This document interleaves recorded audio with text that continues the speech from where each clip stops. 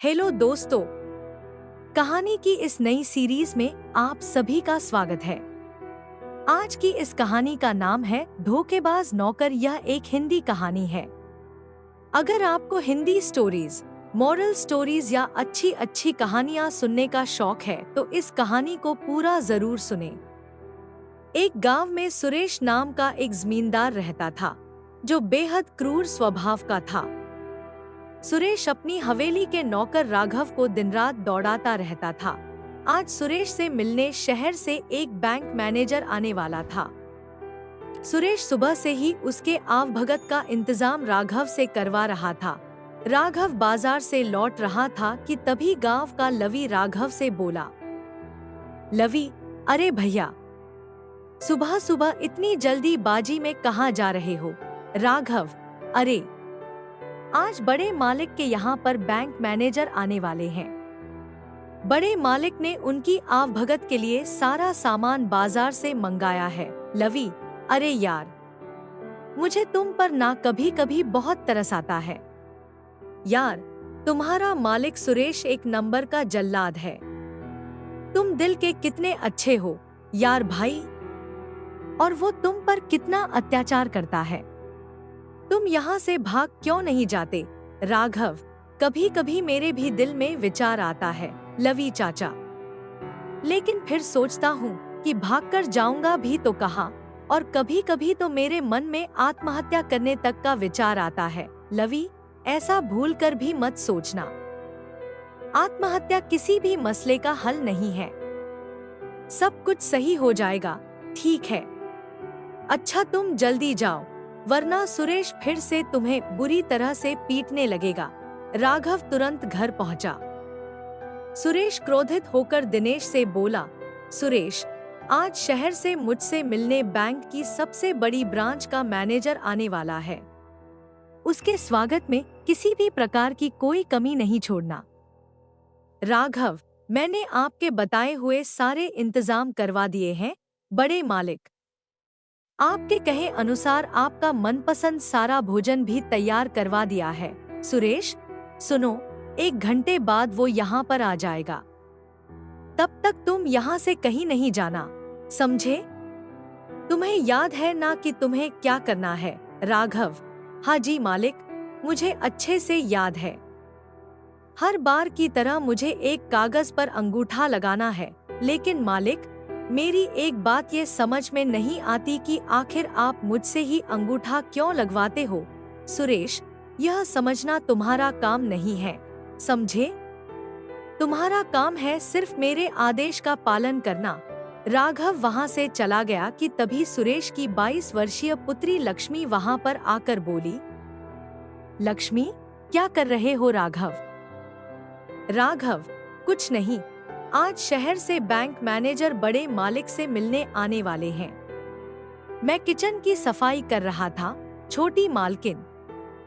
लक्ष्मी, तुमसे कितनी बार कहा है मुझे सिर्फ लक्ष्मी बोला करो। अब मुझे ये बताओ कि तुम पिताजी से हमारे विवाह की बात कब करोगे? लक्ष्मी की बात सुनकर राघव गहरी सोच में डूब गया। दरअसल लक्ष्मी और राघव बचपन से एक दूसरे से प्रेम करते थे। राघव बचपन से ही सुरेश के घर पर ही रहा करता था। उन दोनों के प्रेम प्रसंग के बारे में सुरेश अभी तक अनजान था। लक्ष्मी, क्या सोच रहे हो? आखिर कब तक हम दोनों एक दूसरे से छुप छुप कर मिलते रहेंगे, और फिर कब तक तुम सबके सामने मुझे छोटी मालकिन कहकर पुकारना रहोगे? राघव, तुम तो जानती हो लक्ष्मी कि बड़े मालिक ने ही मुझे पाल पोस कर बड़ा किया है। मुझे डर लगता है कि अगर कहीं मैंने हम दोनों के विवाह की बात उनसे कही तो कहीं वो मुझे जान से ही ना मार दे। आखिर तुम्हारी और मेरी हैसियत में जमीन आसमान का अंतर है। लक्ष्मी, राघव, ये सब तो तुम्हें मुझसे प्रेम करने से पहले सोचना चाहिए था ना? मुझे कुछ नहीं पता। अगर तुम पिताजी से बात नहीं करोगे तो मैं स्वयं जाकर उन्हें बता दूंगी। पर अगर मेरा विवाह तुमसे नहीं हुआ तो फिर मैं जीवन भर कुंवारी ही रहूंगी। यह कहकर लक्ष्मी वहां से चली गई। कुछ ही देर बाद बैंक मैनेजर सुरेश के घर आ पहुंचा और सुरेश बैंक मैनेजर की आवभगत करने लगा और हमेशा की तरह सुरेश बैंक मैनेजर के सामने राघव ने बहुत ही प्यार से बात कर रहा था, मानो राघव उसका नौकर नहीं बल्कि उसका पुत्र हो। बैंक मैनेजर, मैंने तुम्हारे जैसा ईमानदार व्यक्ति कभी नहीं देखा। तुमने तो बिल्कुल अपने ही बेटे की तरह पाल पोस कर बड़ा किया है। भला आज के जमाने में इतना ईमानदार कौन होता है? बैंक मैनेजर की बात सुनकर सुरेश अचानक चौंक गया, क्योंकि इससे पहले उसके सामने ऐसी बात कभी भी नहीं बोली गई थी। सुरेश, अब आपको क्या बताऊं? बैंक मैनेजर साहब, जो कुछ भी है सब राघव का ही है। मैं तो बस उसका एक छोटा सा नौकर हूँ। बैंक मैनेजर, नहीं नहीं, ऐसी बात नहीं है सुरेश जी, आपने तो अपना पूरा कर्तव्य निभाया है। आज के जमाने में कोई किसी के लिए इतना नहीं करता जितना कि आपने इस लड़के के लिए किया। तभी सुरेश ने राघव की ओर देखकर बोला, सुरेश, अरे राघव, मैं तो भूल ही गया, हमारे बैंक मैनेजर को हमारे गांव के नंदू हलवाई की रबड़ी बहुत पसंद आती है, उसे तो मैं मंगाना ही भूल गया। जाओ, जाकर नंदू हलवाई की दुकान से रबड़ी ले आओ। बैंक मैनेजर, अरे नहीं नहीं सुरेश जी, इसकी क्या जरूरत है? वैसे भी मैंने मीठा खाना कम कर दिया है। सुरेश, बैंक मैनेजर साहब, आप अच्छी तरह से जानते हैं कि मैं आपको बिना मुंह मीठा कराए नहीं जाने देता। सुरेश, तुम जाओ, जाओ जाकर रबड़ी ले आओ। राघव चुपचाप रबड़ी लेने चला गया। राघव रबड़ी लेकर लौटा ही था कि उसे बैंक मैनेजर की आवाज सुनाई दी। राघव चुपचाप बाहर बैंक मैनेजर और सुरेश की बातें सुनने लगा। बैंक मैनेजर सुरेश से बोल रहा था, बैंक मैनेजर, आपने राघव की परवरिश बहुत अच्छी तरह से की है सुरेश जी, लेकिन मेरी एक बात समझ में ये नहीं आई कि आपने उसे पढ़ाया लिखाया क्यों नहीं। जब वो कागज पर अंगूठा लगाता है तो मुझे बहुत ज्यादा अफसोस होता है। आपको उसे पढ़ाना लिखाना भी चाहिए था। सुरेश, अब आपको क्या बताऊं? बैंक मैनेजर साहब, बगैर माँ बाप का ये लड़का था, इसका पढ़ाई में मन नहीं लगा और मैं राघव पर ज्यादा दबाव भी नहीं डाल सका। वो क्या है ना बैंक मैनेजर साहब, मैं राघव की आंखों में आंसू नहीं देख सकता, क्योंकि उसके माता पिता के मुझ पर बहुत ज्यादा एहसान है। इसीलिए वो अनपढ़ ही रह गया, और वैसे भी पढ़ाई लिखाई से आखिर राघव को क्या फायदा होने वाला है? सब कुछ उसी का ही तो है। बैंक मैनेजर, बात तो आपकी सही है सुरेश जी, लेकिन फिर भी शिक्षा बहुत ज्यादा जरूरी होती है। अब राघव बड़ा हो गया है, कम से कम उसे इतना तो पढ़ा लिखा दीजिए कि वो सिग्नेचर करना सीख जाए। और हाँ, चंदनपुर गांव में आप राघव को ले जाने वाले थे, आप वहाँ की जमीन जो हटाने वाले थे। सुरेश, मैं इसी बारे में आपसे बात करना चाहता था। क्या राघव को चंदनपुर गांव ले जाना जरूरी है क्या?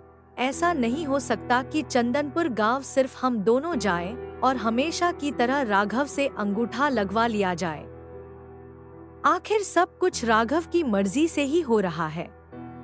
अगर आपको विश्वास ना हो तो आप राघव से पूछ लीजिए। सुरेश, ये कैसी बातें कर रहे हैं आप? मुझे आप पर पूरा विश्वास है। आप बगैर राघव की मर्जी के कुछ भी नहीं कर सकते। राघव उन दोनों की बातें सुनकर बुरी तरीके से हैरान रह गया कि तभी सुरेश की नजर राघव पर पड़ गई। सुरेश, अरे राघव, अब तुम बाहर क्यों खड़े हुए हो? अंदर आओ, तुमने बताया नहीं कि तुम रबड़ी लेकर आ गए। राघव ने चुपचाप रबड़ी सुरेश के हाथ पर थमा दी। सुरेश ने हमेशा की तरह एक सादा पेपर राघव के सामने रख दिया। राघव ने उस सादा पेपर पर अंगूठा लगाया। बैंक मैनेजर के जाने के बाद सुरेश क्रोधित होते हुए राघव के पास आकर बोला, सुरेश, तो अब तेरी हिम्मत यहाँ तक बढ़ गई कि तू छुप छुप कर हमारी बातें सुने। राघव, नहीं बड़े मालिक, मैंने आप दोनों की कोई बात छुपकर नहीं सुनी। सुरेश, अगर बातें छुपकर नहीं सुन रहे थे तो बाहर खड़ा क्या कर रहे थे? तुम्हें रबड़ी लेकर सीधे अंदर आना चाहिए था। इतना कहकर सुरेश एक लाठी लेकर आया और राघव को पीटने लगा। राघव, मेरी बात का विश्वास कीजिए मालिक। मुझे मत मारिए, मुझे बहुत दर्द हो रहा है मालिक। सुरेश, अगर दर्द हो रहा है तो उसे बर्दाश्त कर। मत भूल, तेरे शरीर से जो खून निकल रहा है उस पर भी मेरा अधिकार है। अरे, तेरी माँ ने तो तुझे पैदा होते ही कूड़े के ढेर में फेंक दिया था। मैं तुझ पर तरस खाकर तुझे कूड़े के ढेर से उठा कर लाया और तेरी इतनी हिम्मत कि तू हमारी छुप छुप कर बातें सुने। मत भूल कि तू सिर्फ एक नौकर है और कुछ नहीं। सुरेश इतना कहकर पैर पटकता हुआ वहां से चला गया। राघव आंखों में आंसू लिए बेहोश हो गया था। उस दिन सुरेश ने उसे भोजन भी नहीं दिया। राघव रात के समय भूखा पेट अपने गले में एक लॉकेट को देखकर रोता रहा, जो उसकी माँ की आखिरी निशानी थी। राघव, आखिर तुम मुझे छोड़कर क्यों चली गई माँ? मुझे तुम्हारी बहुत याद आती है। क्यों तुमने मुझे पैदा होते ही मार नहीं दिया? कम से कम मुझे ये सब तो नहीं झेलना पड़ता। कुछ महीने ऐसे ही बीत गए और एक दिन राघव कमरे की सफाई कर रहा था कि तभी लक्ष्मी वहां पर आ गई। लक्ष्मी, तुम्हें कुछ पता है राघव? पिताजी ने मेरा रिश्ता पक्का कर दिया है। तुम आज ही पिताजी से हमारे विवाह की बात करोगे। राघव, मैं अभी ऐसा नहीं कर सकता। लक्ष्मी, तुम्हारे पिताजी ने कुछ महीने पहले ही मुझे कितना पीटा था। तभी सुरेश वहां पर आ पहुंचा और क्रोधित होता हुआ राघव की ओर देखकर बोला, सुरेश, नमक हराम, जिस थाली में खाता है उसी थाली में छेद करता है।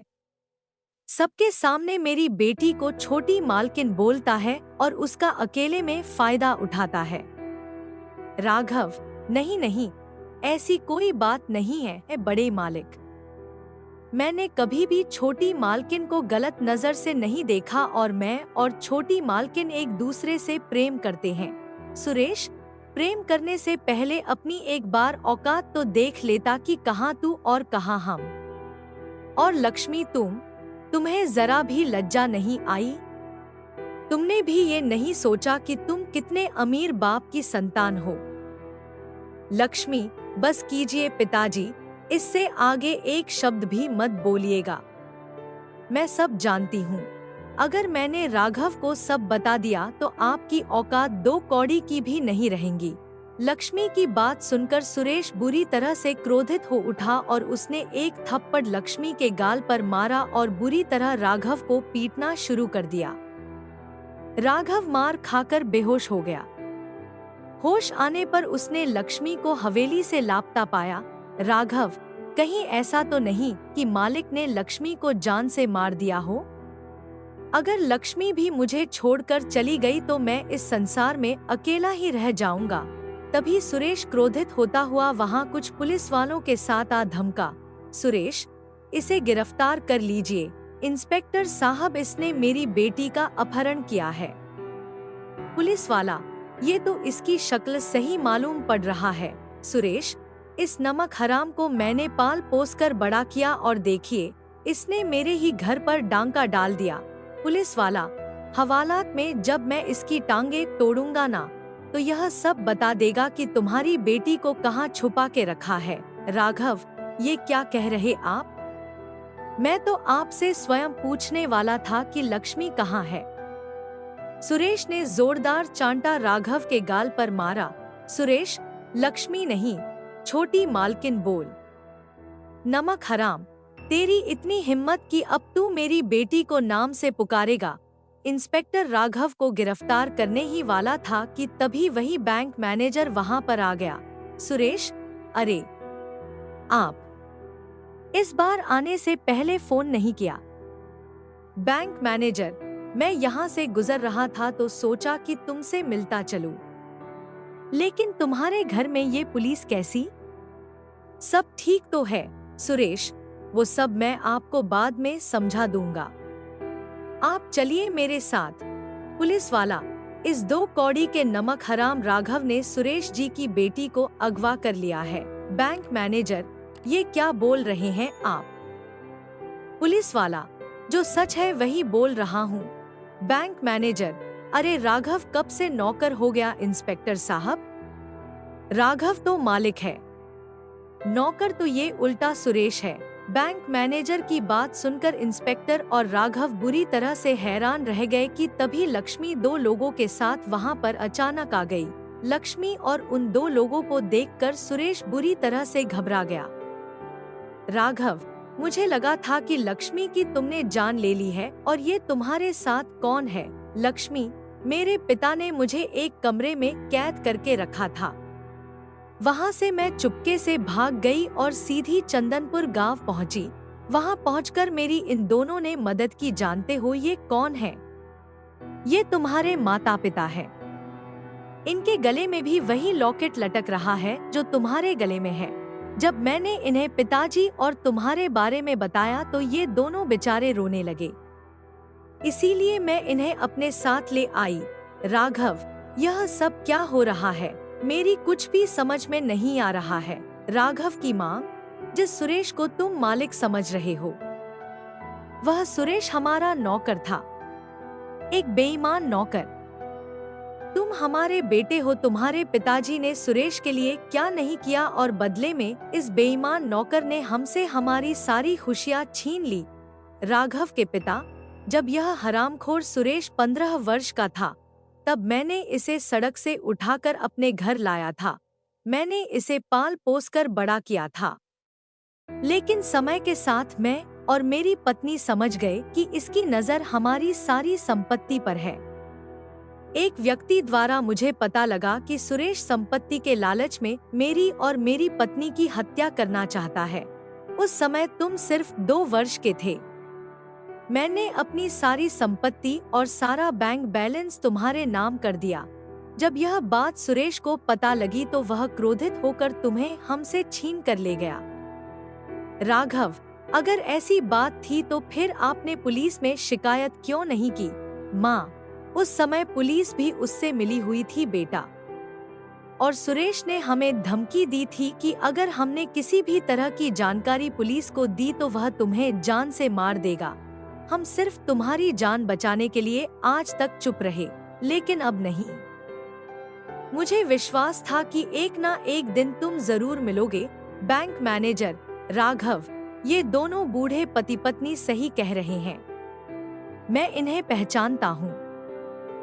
ये दोनों तुम्हारे माता पिता ही हैं। सुरेश ने मुझे अब तक यही बताया कि ये दोनों काफी वर्षों पहले मर चुके हैं। मुझे अभी भी यकीन नहीं कि सुरेश इतना बड़ा धोखेबाज हो सकता है। बैंक मैनेजर, इंस्पेक्टर साहब, इस धोखेबाज को तुरंत गिरफ्तार कर लीजिए। सुरेश के हाथ पैर फूल गए। वह हाथ जोड़कर गिड़गिड़ाने लगा, सुरेश, मुझे माफ कर दो मालिक। मैंने राघव को अपने बेटे की ही तरह पाला है। राघव, झूठ मत बोल बेईमान नौकर।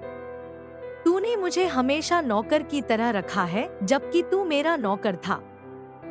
तेरी वजह से मैं इतने वर्षों अपने माता पिता से दूर रहा। तेरी असली जगह जेल में ही है। राघव, गिरफ्तार कर लीजिए इसको। पुलिस ने सुरेश को गिरफ्तार करके जेल में भिजवा दिया और राघव ने सुरेश की ही पुत्री लक्ष्मी के साथ विवाह कर लिया और वे सब सुखी परिवार की तरह साथ साथ रहने लगे। दोस्तों, ये हिंदी कहानी आपको कैसी लगी नीचे कमेंट में हमें जरूर बताइएगा। कहानी को पूरा सुनने के लिए शुक्रिया।